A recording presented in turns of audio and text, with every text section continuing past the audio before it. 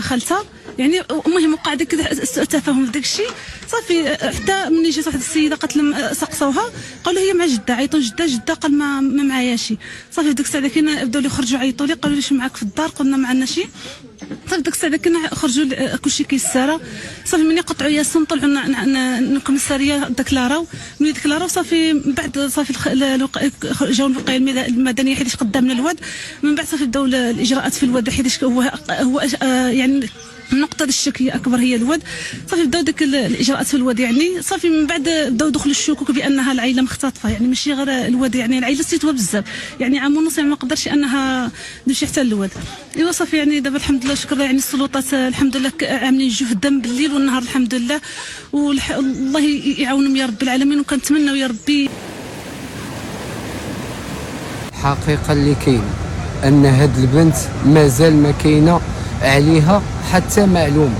هاد الواد اللي كتشوفوا دابا رجال الوقايه المدنيه بحثوا فيه، ولكن للاسف ما كاين حتى شي معلومه على هاد الطفله. مشكورين السلطات بكل الوانهم، رجال الوقايه المدنيه من الساعه اللي وقعت هاد الواقعه وهما كيعيشوا هاد الوضع كيبحثوا على هاد الطفله، ولكن كاين العديد من الاشاعات، ها اللي كيقول جبروها جثه، ها اللي كيقول كينفس.